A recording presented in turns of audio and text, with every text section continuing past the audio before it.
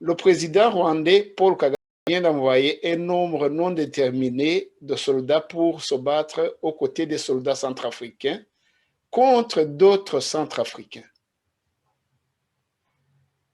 Et pourtant, en 1990 ou alors en 1990 pour les Français, pourquoi le FPR ne voulait pas que les soldats français se battent aux côtés des forces armées rwandaises contre le FPR? En quoi ces deux situations seraient-elles différentes? L'ambassadeur Ndagijimana Jean-Marie Vianney, je dois avouer que je n'y vois que dalle, comme on dit, pour utiliser le jargon de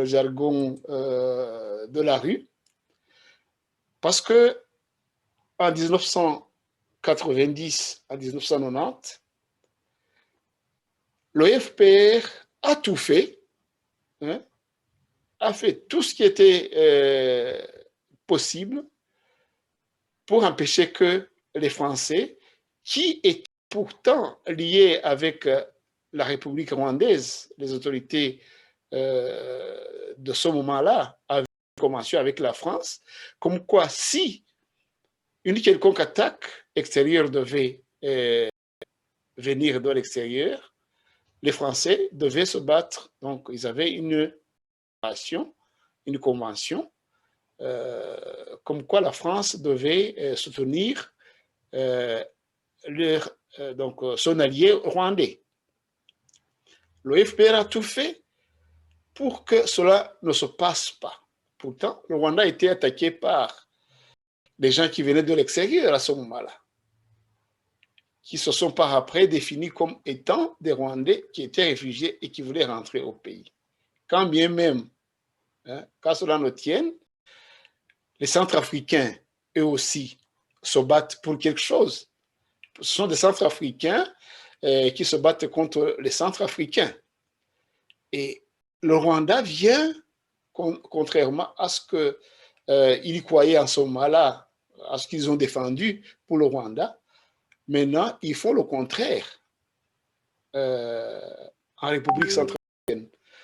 Est-ce que c'est fréquent, ces changements d'attitude, ces changements de croyances?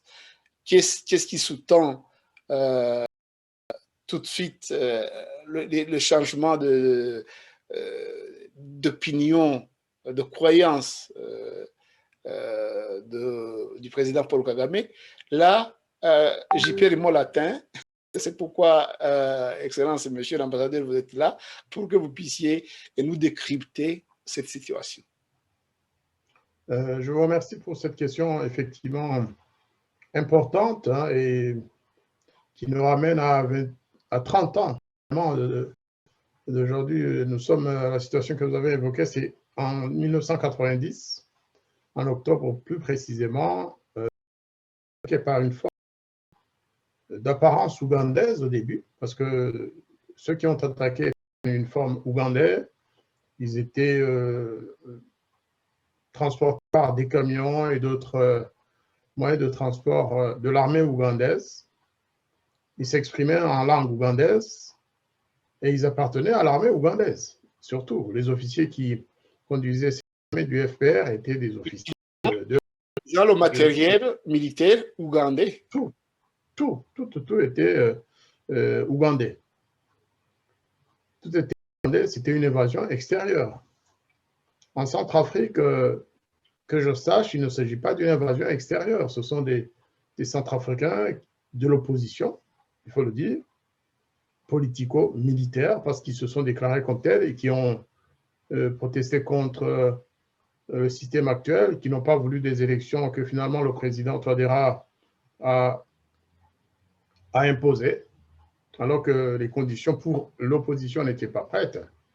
Ceci dit, on ne va pas se mettre à la place du gouvernement centrafricain ou de l'opposition centrafricaine, mais la situation est comparable, effectivement. Je dirais plus, s'agissant de la comparaison que vous avez établie, moi je préférais, à la limite, comparer avec l'envoi de troupes zaïroises. Parce que là, si vous parlez de la France, et Kagame va dire, mais non, voyez-vous, nous, on est entre Africains, on a le droit d'intervenir en Afrique par solidarité africaine, par panafricanisme. Mais il ne faut pas oublier, en 90, Mais la solidarité mondiale l'FPR aussi, a, de la la même façon, solidarité mondiale aussi existe. contesté l'envoi des Congolaises qui étaient depuis longtemps en accord avec le gouvernement rwandais. Le Zaïre et le Rwanda avaient des accords. Ils avaient des accords qui ont été respectés par le président Mobutu d'envoyer des troupes. Et donc, à la limite, on peut comparer plus avec l'envoi de troupes congolaises qu'avec les Françaises. Mais même pour les troupes françaises, il s'agit d'accords internationaux ou bilatéraux entre le Rwanda et la France qui ont été tout à fait appliqués à la lettre dans les limites qui étaient imposées par ces accords-là. Mais il ne faut pas chercher la logique dans les actions du président Kagame. Ce sont ses intérêts qui priment. C'est son désir de montrer qu'il est à la tête d'une puissance politique, économique et militaire qui importe. Ce n'est pas le respect des rapports internationaux qui importe pour lui. C'est plus de montrer aux Africains qu'il a une armée forte, et je suis tenté de le croire, et qu'il peut imposer la force partout où il veut, on lui demande. Vous voyez, il a même failli attaquer l'Ouganda ces 2 dernières années. Il a menacé l'Ouganda d'intervenir. Il est intervenu à plusieurs reprises contre le Burundi, à la frontière. Et donc, qu'il le fasse, les Rwandais ont suivi le discours qui est tenu dernièrement, le discours à la nation. Eh bien, il a justifié cet envoi de troupes par la demande pressante du gouvernement centrafricain. Donc, exactement comme Mobutu à l'époque avait expliqué que le Rwanda avait demandé son assistance. Il a envoyé des troupes en toute conformité avec les accords entre les 2 pays. Donc, là, je ne vais pas perdre mon temps à voir la légalité, ou la légalité peut-être pas, mais la conformité de cette action, de cet envoi de troupes à la réglementation ou au rapport que le Rwanda a pu entretenir avec la République centrafricaine jusque-là. Ce qui m'a le plus frappé, c'est que le Rwanda, qui entretient quand même un contingent, je pense, de plus de 1000 personnes, de 1000 soldats en Centrafrique. On parle de 1500 sur la MINUSCA qui compte 12 000 ou plus d'éléments. C'est le troisième contingent, c'est le troisième contingent voilà, en termes de nombre. En termes numériques. Donc, que le Rwanda, qui possède quand même un grand contingent sous la houlette des États-Unis en Centrafrique, interviennent parallèlement sur le plan bilatéral avec des troupes qui ont un statut différent, qui ont une mission différente et qui peuvent donc se comporter différemment des troupes des Nations Unies. Ça, c'est quand même très délicat. C'est très délicat et je me demande vraiment comment ils vont s'en sortir. Parce que pour les Centrafricains, que ce soit des Rwandais de la MINUSCA ou des Rwandais envoyés sur le plan bilatéral, pour eux, c'est les mêmes, c'est des Rwandais. Le risque est grand que les troupes de la MINUSCA, le contingent rwandais, sortent comme ceux envoyés récemment, comme des mercenaires, alors que juste ils étaient sous le drapeau onusien. Donc, est-ce qu'il n'y aura pas une confusion entre les deux? C'est rare de trouver un pays qui a un contingent onusien dans un pays et qui envoie des troupes parallèlement pour se battre aux côtés du gouvernement. Donc là, il n'y a pas de neutralité. La neutralité dont ils ne disposent pas pour les troupes récentes. Est-ce qu'ils vont en user au niveau de l'ONU? Est-ce qu'il n'y aura pas des interférences entre les 2 forces rwandaises? C'est la première question que je me pose en fait. On peut continuer en se posant des questions et en répondant, si l'on peut. Mais moi, je suis convaincu qu'il y aura des interférences et que la lassitude, l'aigreur, éventuellement même la colère des Centrafricains contre les troupes étrangères appelées à ce jour des troupes mercenaires, c'est-à-dire les troupes russes. Hein.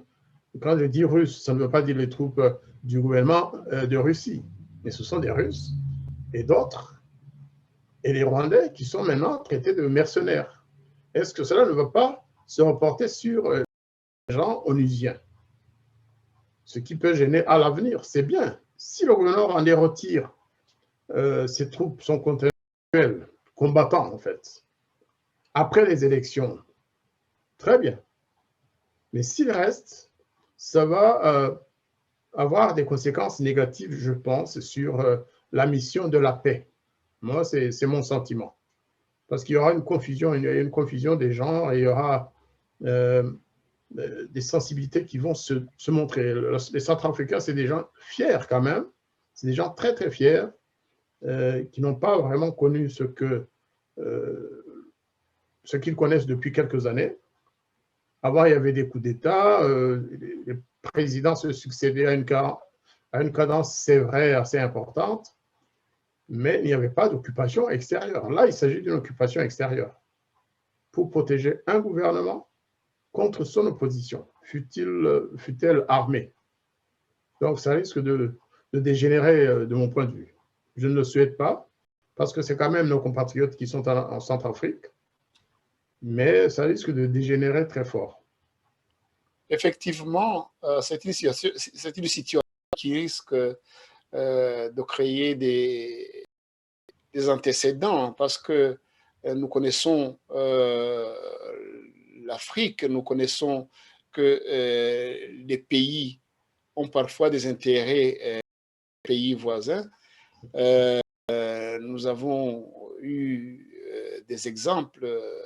Le Rwanda qui a attaqué le Congo dans le temps, soit disant qu'il y a des réfugiés rwandais qui s'étaient réfugiés au Congo et qui risquaient de revenir en armes. Donc, chaque pays, avec ses voisins, ils ont plus d'une raison, en tout cas, de pouvoir intervenir dans un pays étranger sans se justifier, comme le Rwanda. Bon, on dit que c'était pour assurer la tenue des élections, mais il y a déjà près des milliers de Rwandais sous le drapeau de l'ONU, sous le mandat de l'ONU, qui le font. On pouvait augmenter le nombre de ce contingent, donc sous la bannière de l'ONU, mais on ne l'a pas fait. Donc, on a introduit des troupes dans un pays tiers.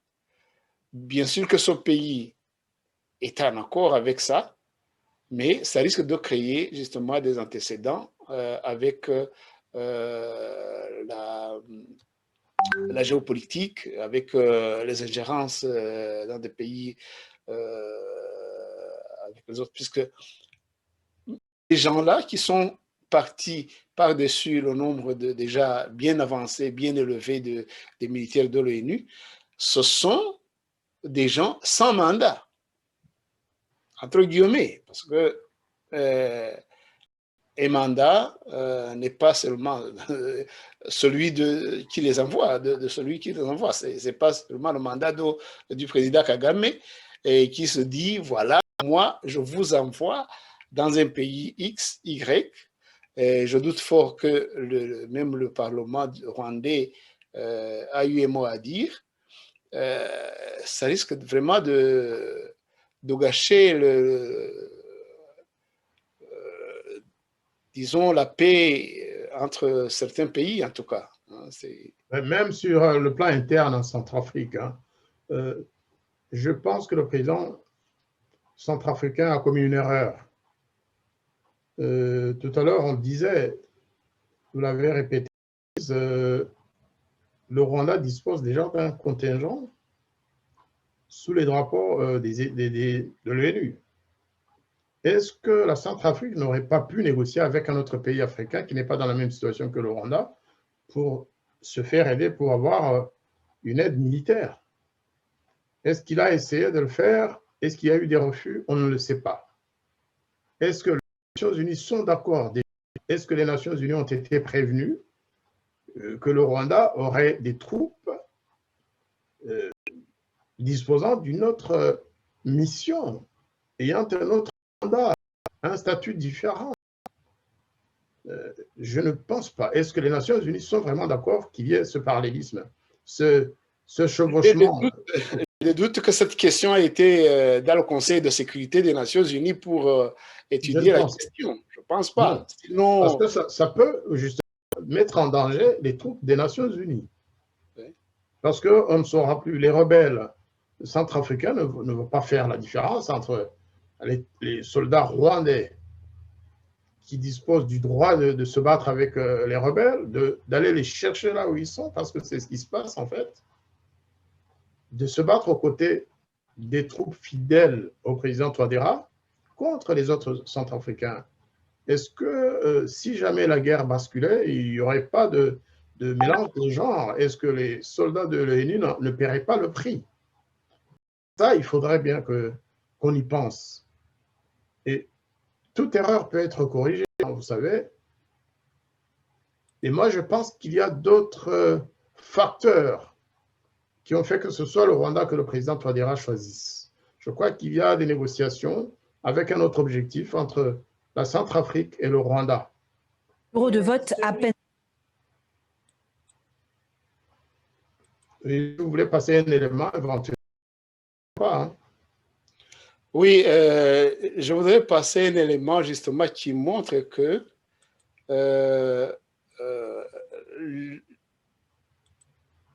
la confusion est vraiment possible et d'ailleurs facile parce que les troupes, contrairement à ce que l'on croit, hein, j'ai suivi les informations à partir de Kigali, mais on dit que les élections sont passées sous la protection de cette armée qui a été envoyée en République centrafricaine, qu'ils ont rempli leur mission. Mais ces troupes se sont concentrées seulement sur Bangui, sur la capitale. Parce que le reste du pays, comme on le sait, comme on va essayer de le montrer par cet élément, ce clip vidéo, les troupes sont à quelques kilomètres de la capitale. Il y a plusieurs endroits où les élections ne sont pas faites parce que c'est occupé par les rebelles. On a recensé 14% des bureaux des bureaux de vote qui n'ont pas été utilisés parce que c'était dans la zone occupée. 14%, ça représente quand même beaucoup.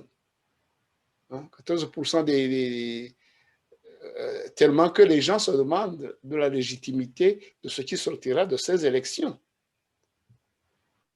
Je vais vous montrer sans tarder, comme ça, parce que dans ce clip, on montre aussi les endroits d'ailleurs où le conflit a éclaté, où il y a eu des batailles déjà pendant et après les élections. On voit sur la carte comment que vraiment ces troupes rwandaises, si elles étaient parties pour pacifier le pays, elles auraient été envoyées là où il y a les rebelles et pas dans la capitale. Donc, on se demande pourquoi ils ont été envoyés finalement. Alors, comparaison n'est pas raison, mais souvenez-vous, en 1993, il y avait eu des élections au Rwanda, des élections communales. Et le FPR, à l'époque, n'occupait qu'une partie du Nord. Et toutes les élections ont été gagnées par le MRND, en fait. Hein. À l'époque, dans le Nord, surtout. Et à la suite de ça, il y avait des sortes de châtiments collectifs imposés à la population par le FPR qui se sentait grugé. Ce qui ne l'a pas empêché quelques mois plus tard de prendre le pouvoir. Donc, les frustrations qui vont naître de ces élections, parce que vous dites 14 bureaux, mais en fait... Donc 14% des bureaux de vote. Mais en même temps, il faut dire que les rebelles occupent occuperait, hein, c'est ce que certains disent, les 2 tiers du pays. En fait, l'armée régulière du président Touadéra, selon certaines informations, occupe Bangui et certaines autres villes, mais d'importance mineure. Donc, On va le voir sur la carte. On va le voir sur la carte comme ça, on appellera avec précision. L'important va se passer après les élections. Bureau de vote à peine fermé et dépouillement toujours en cours. L'heure est déjà au premier bilan. Ce matin, lors d'une conférence de presse à la MINUSCA, force armée de l'ONU, les ministres présents se veulent rassurants. Les 16 élections sont tenues, ça s'est très bien passé. Vous avez vu l'engouement de la population. Quand même que dans certaines localités, certains compatriotes ont fui, sont allés même en dehors du territoire national. Mais ils sont revenus parce que leur sécurité était assurée pour pouvoir voter. Grâce à une forte présence militaire russe et rwandaise aux côtés des forces de la MINUSCA, à Bangui, les élections présidentielles et législatives se sont déroulées dans le calme. Mais c'est loin d'être le cas dans le reste du pays. Loin de la capitale forteresse, des tirs ont été entendus dans la localité de Bria. À Bossambélé, une responsable locale raconte n'avoir jamais reçu les cartes d'environ 11 000 électeurs. Selon des administrateurs de l'ONU, à plus de 500 km de Bangui, à Koui, Gaoundaye ou Bokaranga, des rebelles ont saisi du matériel électoral et menacé de tuer les votants potentiels. Qu'à cela ne tienne, les autorités n'en démordent pas. Je crois que contrairement à beaucoup d'autres pays en crise, la République centrafricaine a montré ce dont elle est capable. Nous avons pu organiser ces élections avec un fort taux de participation au-delà de l'insécurité. Et encore une fois, chapeau à la population centrafricaine. Pourtant, dans un communiqué du 27 décembre, le réseau d'observateurs de la société civile Arc-en-Ciel estime que de nombreux bureaux de vote n'ont pas pu ouvrir. Un constat qui pousse experts et opposition à questionner la légitimité des futurs élus. Les résultats provisoires et définitifs du premier tour sont attendus les 4 et 19 juin 2021. Si les spécialistes prédisent une victoire par chaos du président sortant et candidat à un second mandat, Faustin Archange Touadéra, en cas de second tour, il faudra patienter jusqu'au 7 février prochain.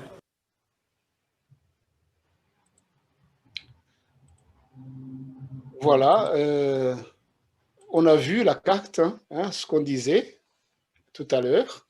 On a vu sur la carte les villes comme Bria, sur la carte, un peu au nord-est. C'était vraiment à quelques jetés de pierre de Bangui. Vous avez vu Bossembélé, un peu, c'est vraiment dans les alentours de Bangui. Et là, il y a des disons, des affrontements qui se sont éclatés. Et donc, qui se sont entendus jusqu'à Bangui. Donc, on se dit, où sont allés ces militaires du président Kagame? Les militaires du président Kagame seraient apparemment avec les forces rebelles et pas nécessairement dans des... je pense que l'armée rwandaise n'est pas en très bonne position contre les rebelles. Vous savez, la Centrafrique, c'est un pays qui a des régions assez sauvage en termes de... En tout cas, ce n'est pas la même végétation qu'au Rwanda. Donc, les soldats rwandais auront du mal à chasser les rebelles, y compris dans les villages les plus reculés. Effectivement, j'ai vu des documentaires sur la RCA, Nyungwe, à côté des grandes forêts naturelles de République centrafricaine. C'est vraiment de la gnognotte, comme on dit. Il y a des forêts naturelles vraiment centenaires. Vous savez, Aloïse, il faut analyser le discours des officiels centrafricains. La dame de tout à l'heure, elle a dit, le gouvernement a montré de quoi il était capable. Moi, je veux bien la croire. Mais de quoi est-il capable, justement? Et si les troupes rwandaises et russes n'avaient pas été dépêchées, est-ce que ces élections aurait eu lieu. Donc, moi, je doute que ce gouvernement soit capable vraiment d'organiser des élections. Le gouvernement Touadéra les a imposées, il n'a pas voulu discuter avec l'opposition. On peut le comprendre, hein, on peut le comprendre, avec une opposition armée, alors que lui-même, ses militaires ne sont pas nécessairement des fidèles. Sinon, il n'aurait pas dû venir des soldats rwandais en Centrafrique. Si son armée avait été son armée vraiment, une armée fidèle, il aurait pu se contenter d'organiser des élections sans présence de troupes étrangères. Or, ce n'est pas le cas. Donc, dire nous avons montré de quoi nous sommes capables, à mon avis, c'est un manque de modestie. Ceci dit, en tant qu'Africains, tout simplement, nous souhaitons tous que la Centrafrique, que ce pays frère, vive en paix, que les Centrafricains vivent en paix, en démocratie. Comme je pense qu'à un certain moment, il y avait beaucoup d'espoir. C'est un pays quand même qui est riche en sous-sol, riche en tout. Sauf que cette richesse, elle est potentielle, mais dans la réalité, c'est un pays pauvre, aussi pauvre peut-être que le Rwanda, même plus pauvre que le Rwanda sous certains égards. Apparemment, les gens ont commencé à fuir le pays alors que la Centrafrique n'était pas connue pour un pays d'exportation de réfugiés. Mais là, c'est parti pour durer longtemps. C'est parti pour durer longtemps, à mon avis, à moins que le Rwanda ne décide de garder ses troupes en pour longtemps. Est-ce que le Rwanda peut le faire? D'ailleurs, la question qu'on peut se poser aussi, c'est qui paye ces opérations? Qui paye la facture? Est-ce que le Rwanda a les moyens aujourd'hui d'envoyer des troupes et de financer ces opérations? Ou est-ce qu'il y a un pays, certains parlent même de la France, qui aurait négocié avec le président Touadéra pour qu'il fasse venir des troupes rwandaises en l'occurrence? Est-ce que c'est la France qui paye? Est-ce que c'est un autre pays étranger qui finance cette opération? Finalement, je ne peux pas répondre à cette question. Mais il y a un problème de financement qui se pose. Ce n'est pas les Nations Unies, parce que les Nations Unies ont une autre opération. Je suis quasiment sûr que ce n'est pas les Nations Unies. Ce n'est pas la Centrafrique. Ce n'est pas le gouvernement centrafricain. Ils n'ont pas les moyens. Alors, c'est aussi une question qu'il faudra qu'on pose. Qui paye la présence des troupes rwandaises dans ce pays? Vous parliez tout à l'heure du sous-sol de la République centrafricaine qui est cotée, en tout cas, l'une des plus enrichies vraiment de l'Afrique centrale, que l'avidité serait le motif de Paul Kagame, qui on le sait, continue d'aller attaquer le Congo, d'y entrer clandestinement pour exploiter des mines du Congo. Les chiffres le montrent, le chiffre des exportations du Congo, et le Rwanda devient plus exportateur que le Congo même. Est-ce que ce serait vraiment l'avidité qui serait en dessous? C'est pas Kagame n'appellera pas ça avidité. Il va dire c'est le prix pour un service rendu. Ah oui, il négocie, soit on lui paye de l'argent, soit on lui donne une mine à exploiter, des diamants ou d'autres choses. C'est comme ça que se passent les choses. Souvenez-vous, rappelez-vous un jour, dans un discours, il avait dit, voilà, moi, je ne peux pas continuer à protéger le Congo. On paye de l'argent à la MONUSCO et on me demande, moi, président du Rwanda, d'aller instaurer la paix à l'est de la République démocratique du Congo.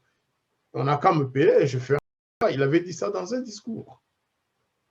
Donc, ce n'est pas par simple panafricanisme ou humanisme qu'il va envoyer des troupes en Centrafrique. Il a certainement négocié un deal, ou alors il a un autre projet. Ou alors il a un autre projet parce que la Centrafrique est bien placée. Vous savez, quand on est à Bangui, on voit en face, il y a le Congo. Le Congo Zaïre, la RDC. vous traversez le Bangui et vous êtes en RDC, à partir de Bangui. Bemba l'a fait dans les deux sens. Kagame peut le faire demain. Parce qu'il y a des menaces réelles d'une guerre régionale en RDC. Il ne faut pas se leurrer. Il ne faut pas se leurrer. Certains chantent la paix, la démocratie revenue en RDC, mais moi, je suis plutôt je suis pessimiste. Je crois qu'il y a quelque chose qui se trame et de se trouver à Bangui en face de Badolité, ce n'est pas plus mal pour le président Kagame. Ce n'est pas plus mal, c'est pas très très loin de plus clair. Hein? Peut-être pour être plus clair, en RDC, effectivement, comme vous le dites, nous savons la situation telle qu'elle se présente aujourd'hui. Le président Kabila qui a trouvé terme avec son ancien collègue Tshisekedi, tellement que vraiment c'est explosif. Il y a aussi le côté Rwanda qui est mal vu, hein, parce qu'il y a des militaires anciens du FPR, en fait, hein, les anciens du FPR qui se sont immiscés jusque dans les hauts rangs des militaires congolais. Tellement que maintenant il y a quelque chose qui couvre comme quoi ces militaires sont des Rwandais et ils marchent pour le Rwanda même. Donc l'armée congolaise est minée par les militaires qui travaillent pour le Rwanda en fait. C'est une situation connue, c'est une situation vraiment bien renseigné qu'il y a quelque chose dans la RDC et qui concerne le Rwanda, on parlait des intérêts des pays dans les autres pays voisins. Ça, c'est vraiment extrêmement motivant pour le Rwanda pour passer par n'importe quel chemin. Et comme vous le dites, si le Rwanda dispose des troupes en République centrafricaine à la frontière avec la RDC, ça lui permettra peut-être plus en perspective de pouvoir s'infiltrer au Congo, en RDC. Comme on le fait d'ailleurs en République démocratique, à l'est de la République démocratique de l'Est. Je lisais qu'il y avait même un camp vraiment au nord du Kivu, un camp du Rwanda qui vient d'être démantelé ou chassé. Le camp de Kimumba. Oui. Donc, ce que vous dites est vrai si l'on considère donc tout ça. C'est vrai. Hein. Il y a la cupidité, il y a les intérêts d'être tout près des ennemis potentiels. Tout ça aux yeux et au su du Conseil de sécurité qui analyse, je pense qu'ils ont des analystes qui regardent la situation. L'Union africaine, n'en parlons pas. La France, qui intervenait en République centrafricaine, n'y est plus directement. Est-ce que, comme vous l'avez dit, elle serait derrière le Rwanda, la présence rwandaise en République centrafricaine, vérifier. Mais tous ces ingrédients mis ensemble, je suis sûr que, bon, avec l'amalgame que vous avez dit, dont vous avez parlé, une partie des Rwandais sous le drapeau Nations Unies et une autre combattante du côté de l'État. Donc, c'est vraiment quelque chose d'explosif qui pourrait péter et avoir des effets vraiment catastrophique, surtout pour les Rwandais, si cela devenait, hein, disons, se pencher du côté malchance ou alors négatif. Alors, il y a un élément important à observer, en fait, parce que le Rwanda a toujours nié sa présence à Minembwe, je veux dire, dans la région d'Uvira et de Minembwe. Mais en fait, il y a des troupes rwandaises par là qui sont passées par Tchangougou et qui sont bel et bien situées dans la région de Minembwe. Le Congo ne l'a pas encore dénoncé publiquement, mais les gens sur place confirment qu'il y a des troupes rwandaises. Ce n'est pas que Makanika, le fameux colonel ou général, jeune ancien du FPR, qui a la tête des troupes Banyamulenge là-bas. Ça aussi, c'est une anomalie en fait.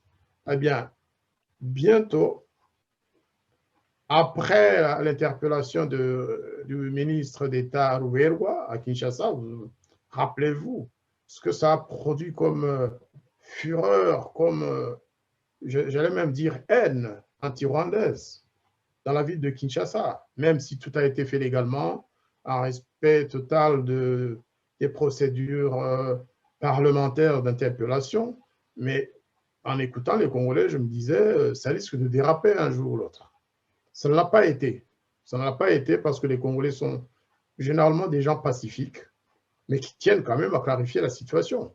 De ces gens, M. Louvelgois, M. l'autre, est-ce que vous êtes des Congolais ou plutôt des Rwandais? Moi, je n'irai pas attendre que Louvelgois soit un Rwandais. Les Congolais le disent.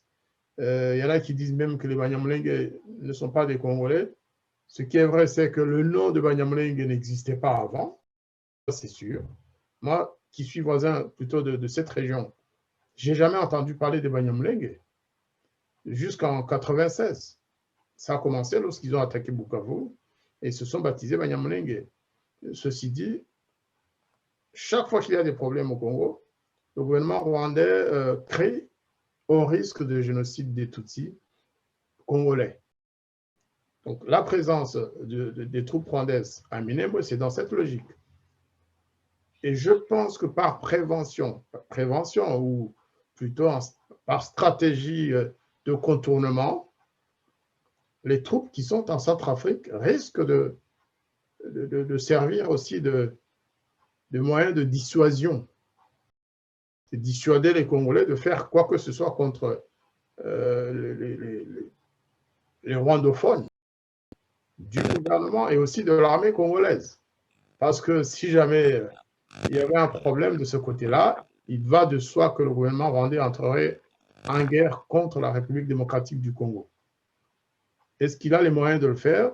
Je ne sais pas, mais j'ai l'impression qu'il y a un contournement. Il y a le nord Kivu, ensuite vous descendez au sud Kivu, vous passez par Minembwe, et maintenant, contournement Afrique, je me dis, qu'est-ce que le Rwanda va faire dans toute cette région-là?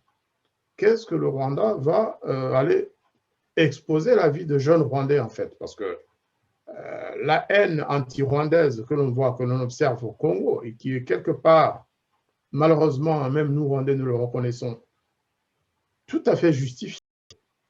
Parce qu'un petit pays comme le Rwanda qui va occuper le Congo, une partie du Congo, qui occupe et qui tue les gens à Beni, à Goma et ailleurs, qui massacre des leaders d'opinion, des chefs coutumiers, des prêtres, des évêques congolais. Eh bien, comment voulez-vous que la population congolaise aime ces gens-là? Donc, le président Kagame, pour des intérêts personnels de son régime, il poursuit la mise en danger des Rwandais. Ceux qui sont en Centrafrique, vous pouvez être sûr que d'ici peu, on va rapatrier des cadavres, malheureusement. Il y a en danger aussi la paix dans la région. La paix dans la région, mais aussi la paix des Rwandais. Parce que, quoi qu'on dise, les Rwandais ne sont pas très aimés dans la région, ni au Congo, ni au Burundi, ni en Ouganda, ni en Tanzanie, ni en Afrique australe. Les seuls pays qui, parce qu'ils nous connaissent en fait la situation de la région d'Afrique des Grands Lacs, c'est les pays francophones de l'Ouest, hein, les Africains d'Afrique de l'Ouest. Ceux-là, ils applaudissent, ils pensent que le Rwanda est un pays extraordinaire. Là, il n'y a pas encore de haine, mais en Centrafrique, je ne suis pas un prophète, mais vous allez voir très très bientôt, la haine anti-rwandaise va monter très fort. Vous savez, nous connaissons tous Madame Anne-Marie Goumba, qui est une Centrafricaine dédiée. C'est une Rwandaise qui était mariée à l'ancien docteur Abel Goumba, Premier ministre, elle-même est députée en Centrafrique. Aujourd'hui, j'ai vu des écrits où certains Centrafricains mettent en cause sa fidélité à la République centrafricaine, alors qu'elle est députée nationale, alors qu'elle est dédiée vraiment, fait beaucoup et très très agissante dans l'action sociale en faveur des pauvres et des faibles. Mais malgré tout, avec la présence des troupes rwandaises, on peut se dire, mais cette dame-là, est-ce qu'elle ne travaille pas pour son pays d'origine contre nous? Donc, ce n'est pas une bonne chose. On s'amuse à envoyer des jeunes aller protéger des pays étrangers, entre guillemets. En fait, on les met en danger inutilement. Il n'y a aucun intérêt pour les Rwandais, pour le Rwanda, pour les citoyens rwandais ordinaires. Aucun intérêt, sauf de créer ce sentiment anti-rwandais au fur et à mesure que l'armée agit à gauche, à droite. Eh bien, je vais vous dire, même dans un pays comme le Bénin, des gens qui ne connaissent pas le Rwanda, lorsque le président Kagame a envoyé des gardes du corps pour le président Talon, le président béninois, j'ai entendu des Béninois en France maudire les Rwandais. Je leur ai dit, mais non, ce n'est pas nous. C'est le président Kagame et le président Talon qui ont convenu qu'il va lui envoyer des gardes du corps. Donc, vous voyez, ça va jusqu'en Afrique de l'Ouest et ça ne fera que malheureusement s'empirer si ça ne s'arrête pas avec la Centrafrique. J'espère qu'on n'aura pas bientôt des troupes rwandaises au Cameroun ou dans d'autres régions. Je viens de consulter les archives après avoir entendu ce que vous avez dit, que les Rwandais s'infiltraient en République démocratique du Congo, que le Rwanda niait ce fait. Mais c'était un secret de polichinelle parce que même toutes les institutions internationales le savent. Ils ont des envoyés là-bas, ils ont des renseignements, ils ont leurs sources de renseignements. Je lisais justement, je parlais des archives, je lisais un article de la VOA, hein, s'il vous plaît. Ce n'est pas n'importe quel média, La Voix de l'Amérique, qui parlait justement de la présence des militaires rwandais dans l'Est de la République de la RDC. C'est un article daté de mai. Hein, je vais vous le partager. C'est un article qui date du mois de mai, le 14 mai précisément.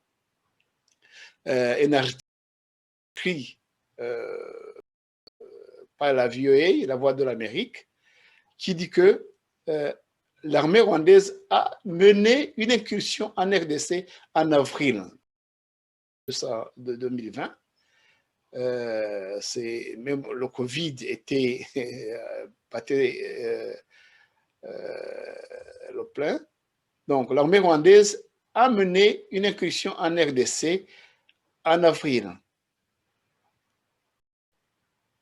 L'article dit que l'armée rwandaise a mené cette rwandais dans l'Est de la République démocratique du Congo. On le sait bien que c'est le prétexte qui a toujours le Rwanda de s'infiltrer, soi-disant qu'il poursuit des rebelles qu'on ne voit même pas en République démocratique du Congo actuellement, qui se sont dissous en tout cas dans la forêt.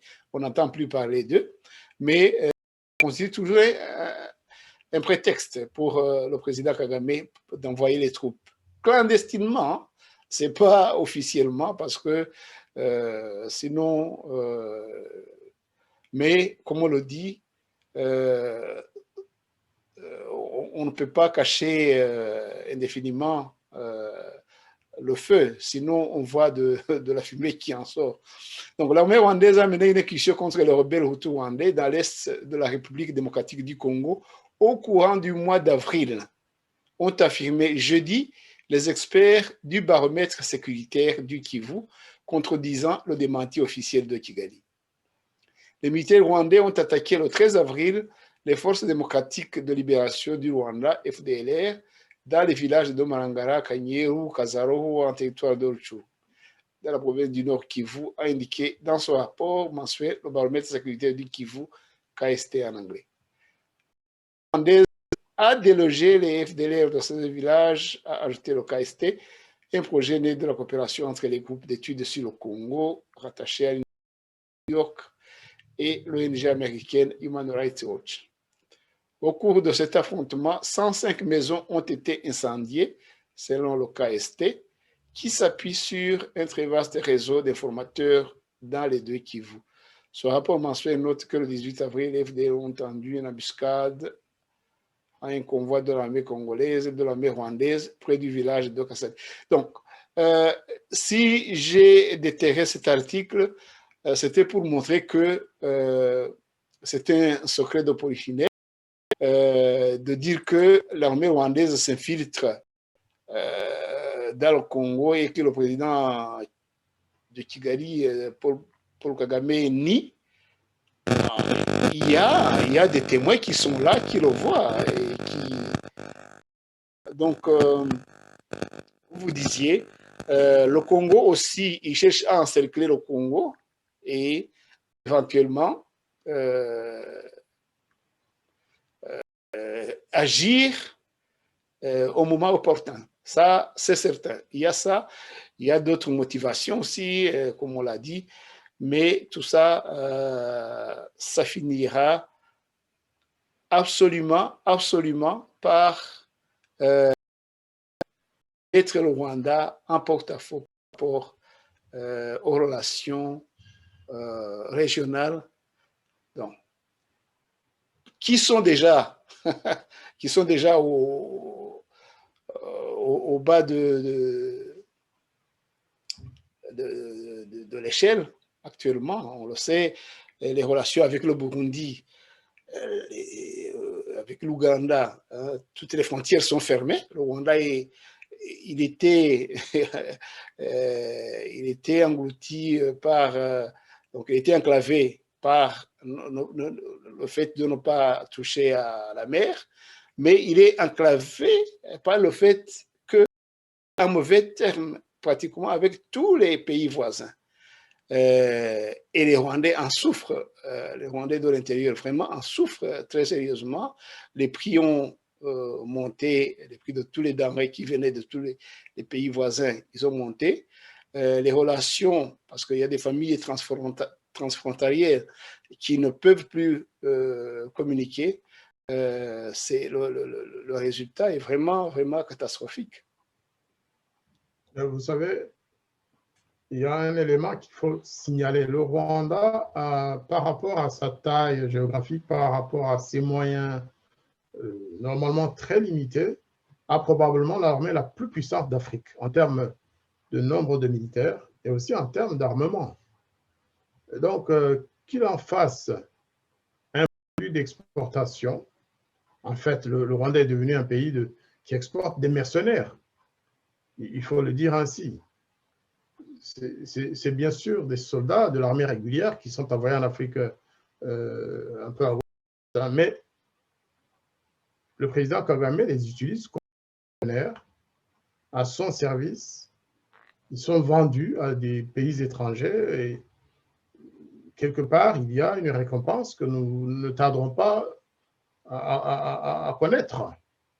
Il y a des ambitions, notre président a des ambitions démesurées. Pendant que certains le croient mort ou le déclarent carrément mort, lui, il est en train de planifier une stratégie de contournement de la grande puissance, normalement désignée pour être la puissance de la sous-région, le Congo RDC. J'ai l'impression que les autorités congolaises ne se rendent pas compte de ce danger. La dernière fois, vous vous rappelez, quand le président Tshisekedi était à Goma, il avait promis monts et merveilles. Il avait dit qu'il se déplacerait, qu'il resterait quelque temps à Goma, qu'il enverrait de nouvelles troupes et qu'il allait en finir. Et une fois qu'il est allé à Kinshasa, qu'il est arrivé à Kinshasa, l'idée a été complètement oubliée. Donc, est-ce que lui est prêt à renoncer à sa relation de complicité, comme certains disent, avec le président Kagame? Parce que au début de l'émission, Loïs, vous avez évoqué la relation éventuelle entre Kagame et Kabila. Moi, je ne suis pas sûr que l'axe Kagame-Kabila soit le bon axe aujourd'hui. Je pense qu'il y a un axe plutôt Kagame-Tshisekedi, mais que le président Tshisekedi ne le dit pas, mais a une certaine dépendance à l'égard du Rwanda et de certains pays qui veulent que ce soit le Rwanda qui protège l'Est de la RDC. Et sinon, les Congolais en auraient déjà fini. Il y aura des discours, hein, mais rien ne va être fait contre la présence rwandaise. On va toujours trouver le prétexte des FDLR. Mais les FDLR, ils sont combien? Si le Rwanda et le Congo veulent vraiment en finir avec les FDLR, moi je pense que ce sera chose facile. Par contre, pourquoi le Rwanda ne rapatrie pas ses compatriotes? Pourquoi le Rwanda n'accepte de s'asseoir autour d'une table pour... Là, nous quittons la Centrafrique, nous revenons en RDC. Pourquoi le Rwanda n'accepte pas de faire ce qu'il demande aux autres pays, c'est-à-dire de réintégrer ses rebelles et éventuellement de les réintégrer dans l'armée, comme le Congo l'a fait? Mais tout ça dépendra, je pense, de la vigilance du président. La logique rwandaise a toujours été une logique musclée. Et le Rwanda, comme il ne peut pas négocier avec les réfugiés. Et si le Rwanda pouvait appréhender le fisc un petit peu cette logique, je pense que le soutien à Touadéra pouvait aller dans le sens de l'aider à s'entendre à une solution négociée avec les troupes qui l'attaquent militairement. Il y a des présidents, l'histoire nous a montré qu'il y a certains présidents africains qui ont résolu des conflits en donnant leur soutien diplomatique, médiatique, de médiateurs en tout cas, entre le gouvernement et les assaillants qui les attaquent. Cela s'est fait à plusieurs reprises. Il y a le président de la Tanzanie qui a souvent fait office de médiateur dans les conflits. Il y a les présidents sud-africains qui ont souvent fait office de médiateur. Si le président Kagame était quelqu'un qui pouvait, dans une logique de paix et de négociation, je crois qu'il aurait rendu service à Touadéra de l'asseoir à côté de ce qu'il attaque. Surtout que les négociations, à un certain moment, se sont faites. Il y a les Séléka, les anti-Balaka, à un certain moment, ils ont négocié avec le gouvernement qui existait. Négocier, c'est une possibilité qui existe toujours. Mais il faut s'y mettre, il faut choisir cette alternative. Mais si le président Kagame doit intervenir, en tout cas, c'est militairement, c'est tout. C'est ce qu'il sait faire et c'est ce qu'il sait faire. C'est ce qu'il fait tout le temps. Donc, on ne peut pas s'attendre à ce qu'à un certain moment, Kagame, il s'est assis à une table de négociation à Arusha contre le gouvernement qu'il a remplacé. On a vu ce qui s'est passé. Ça tournait à une guerre qui a fait des millions de morts. Donc, moi, personnellement, je vois mal comment Kagame s'immiscer dans une logique en tout cas, et de résolution de conflits de manière pacifique. Dans tous les cas, Loïs, pour peut-être finir sur ce ton-là, je pense que le Rwanda n'est pas le meilleur pays, ce n'est pas le pays nécessairement le mieux indiqué pour intervenir en Centrafrique. La Centrafrique se trouve à peu près 2500 km de Kigali, Bangui. Bangui, c'est loin de Kigali. Je vous ai dit que c'est en face de Badolité. Lorsqu'on est à Badolité, là au bord du fleuve, on voit Bangui en face. C'est vraiment des villes voisines. C'est pas comme Goma et Gisenyi, parce qu'entre les deux, il y a le fleuve Congo. Mais c'est des villes où on peut traverser facilement à travers le fleuve. D'ailleurs, les réfugiés, lorsqu'ils étaient poursuivis par le FPR, il y en a qui ont traversé par barque, qui sont à Bangui. Et d'autres qui ont été massacrés d'ailleurs au bord du fleuve par le FPR, par les troupes du FPR. Et donc, ce n'est pas quelque chose de naturel ou de normal qu'un pays comme le Rwanda, qui se trouve à 2500 km, intervienne. Mission spéciale des Nations Unies à la clé. Ça s'appelle vraiment une intervention militaire dans un pays étranger. Maintenant, nous n'allons pas nous mêler des affaires intérieures de Centrafrique. Mais en tant que Rwandais, nous avons à dire sur cet envoi de troupes en Centrafrique. Nous avons le droit d'en parler, nous avons le droit on ne va pas spéculer, mais on doit se permettre de faire des analyses sans oublier nos frères congolais. Parce que nous connaissons peut-être mieux les stratégies de Kagame à l'égard des autres pays africains. Moi, ce que j'ai à dire à nos amis de RDC, c'est vraiment que cette présence à Bangui n'est pas anodine. La présence des troupes rwandaises à Bangui, troupes massivement, c'est une présence massive. Elle n'est pas anodine. Il faut qu'à Kinshasa, on le sache. Il faut qu'ils le sachent que 500 militaires rwandais qui traversent le fleuve Congo de nuit pourraient faire des choses dans la région de l'Équateur et pourraient même faire plus loin. Plus loin. On a vu ça ailleurs, on a vu ça chez nous. On a vu le FPR traverser par la Kagera et contourner les troupes rwandaises au moment où ils ne s'y attendaient pas, alors que c'est des troupes qui connaissaient quand même le pays. Donc là, dans la forêt équatoriale, moi je dirais à nos amis et frères congolais, Bokeba. Kagame n'est pas là que pour la Centrafrique. Il faut que les Congolais fassent très très attention. La surprise est possible.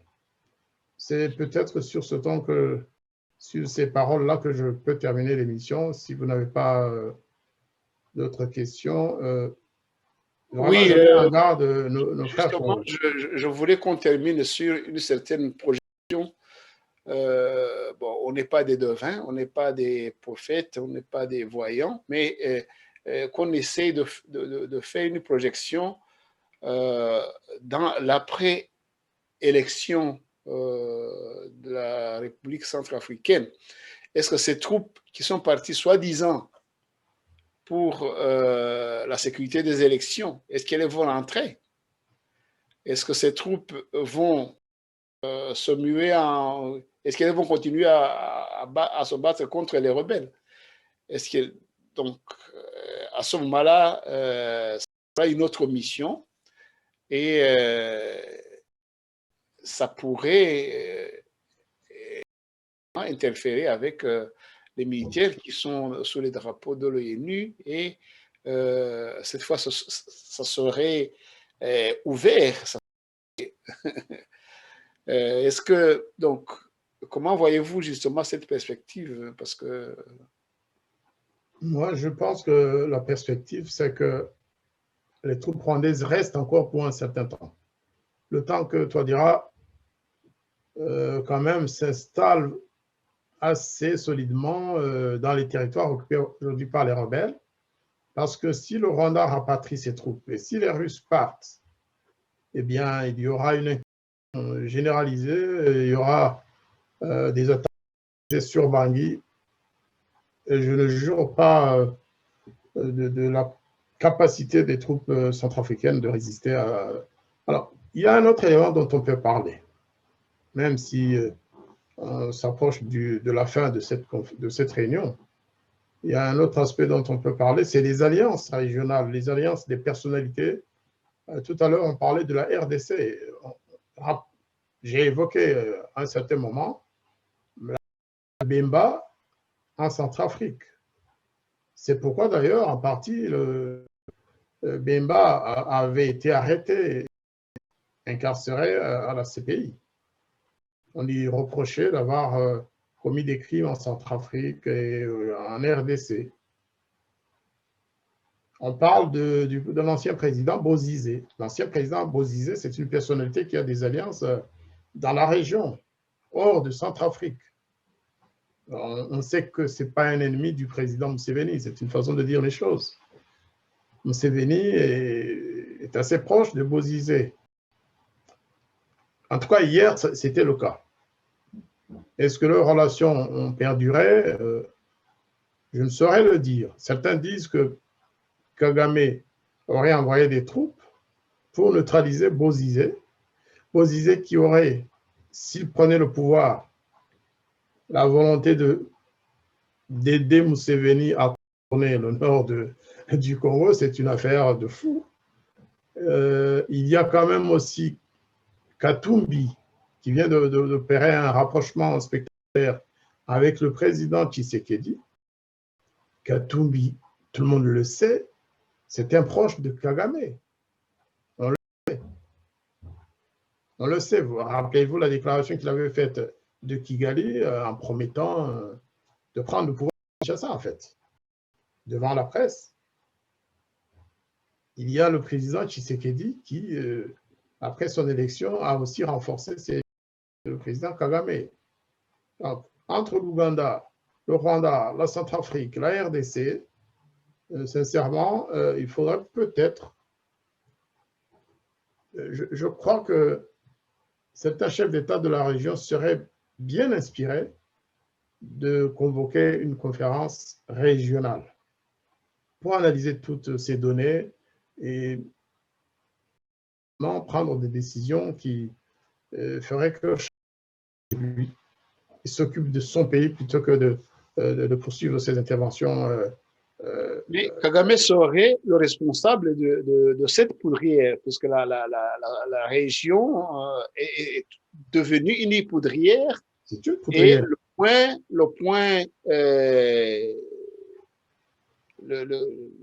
le provocateur de tout cela, c'est le seul, le président Paul Kagame. Tout à fait.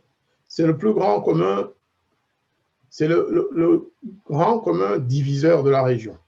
Dans tous les pays de la région, on voit la main de Kagame et à la fin, on ne sait pas ce que vont subir les Rwandais à l'avenir, parce que Kagame n'est pas éternel, la force du FPR ne sera pas éternelle, il n'y aura que les Rwandais pour faire face à autant de haine de la part de leurs voisins. Mais il y a aussi la paix régionale. On ne peut pas continuer à s'amuser avec la vie des Congolais, des Rwandais, des Centrafricains, des Burundais, des Ougandais, des Tanzaniens, comme ça. Alors maintenant, quelle est peut-être aussi la main extra-africaine qui serait derrière tout ça?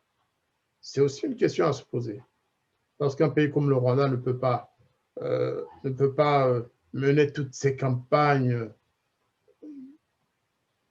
sans appui de l'étranger. Avant, on parlait des États-Unis, on parlait de l'Angleterre, de l'Union, de UK, United Kingdom, le Royaume-Uni. On parlait de certains autres pays qui aidaient le Rwanda, mais est-ce que c'est toujours le cas?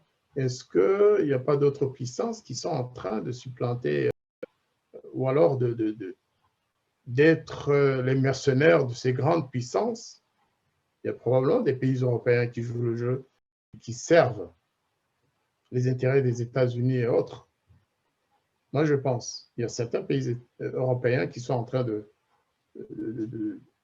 d'aider le Rwanda à devenir une puissance régionale qui prétend avoir toujours été. Ça a toujours été le cas. Hein. Ces grandes puissances cherchent à se damer les pions entre eux. Voilà. Et tout se joue en Afrique et ceux qui en crèvent, ce sont les Africains. Je pense que nous pouvons conclure sur cet amer constat que donc, le président Kagame serait le perturbateur de la région, comme on l'a démontré depuis le début de cette émission. Donc, sur ce constat, André Jean-Marie Vianney, je vous remercie d'avoir été ce soir avec nous pour mettre en lumière les dessous, les tenants et les aboutissants de ces incursions et de cette poudrière dont le président Kagame serait la cheville ouvrière. Et au nom de Radio Rumuri, au nom de ceux qui nous ont suivis, je vous remercie et vous souhaite une excellente soirée. C'est moi qui vous remercie. Il est vrai que cette région n'est pas nécessairement ma spécialité, mais on essaie de suivre l'actualité. On a connu des situations similaires et surtout, le Rwanda est concerné. Donc, ça nous amène à suivre pas à pas tout ce qui se passe en Centrafrique et tout ce que les Rwandais sont amenés à subir. De loin, les Rwandais à Kigali, à la télévision rwandaise, on chante la victoire des troupes rwandaises. Les élections se sont bien passées, c'est une bonne chose. Si c'est pour aider les élections à bien se passer. Mais moi, je crois qu'au-delà des élections, il y a autre chose. Les Centrafricains auraient pu, par exemple, demander au Sénégal ou à d'autres pays plus éloignés, moins impliqués. En tout cas, certains pays qui n'ont pas de troupes au sein de la MINUSCA auraient pu faire l'affaire. Plutôt que de créer cette confusion, de penser que tel pays est le seul à pouvoir rétablir la paix, parce que c'est ça. Le Rwanda est allé rétablir la paix. Cette paix que sa population n'a pas, le président Kagame va l'imposer dans un pays de démocratie de toute façon. En Centrafrique, il y a plusieurs candidats. Au Rwanda, lorsqu'il y a des élections présidentielles, bon, j'ai oublié de signaler quand même qu'il y a aussi des élections législatives, hein, des élections législatives en Centrafrique.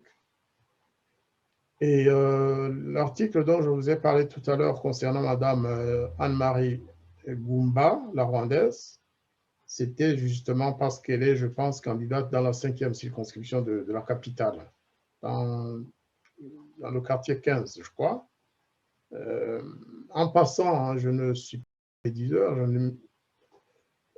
il faut savoir quand même que cette dame, qui est rwandaise, un jour, je l'ai entendue sur les ondes de RFI, raconter son amour pour le Rwanda et tout, et ça, elle a dit qu'elle était membre du FPR, qu'elle recevait les missions du FPR lorsqu'elles étaient de passage à Bangui pendant la guerre, que ces gens logeaient chez elle. Donc, quelque part, c'est tout à fait naturel. C'est une Rwandaise, elle a aidé des Rwandais, mais on peut penser aussi que députée aujourd'hui est très influente, femme du docteur Goumba, qui était une personne très respectée. On peut croire qu'elle exerce une certaine influence pour rapprocher le président rwandais, le président du FPR, dont elle vante vraiment les mérites. Je l'ai entendu à plusieurs reprises dans des interviews. On peut penser qu'elle soit derrière tout ça aussi, parce que c'est une femme très, très influente et qui sait s'y prendre et qui sait faire pencher la balance.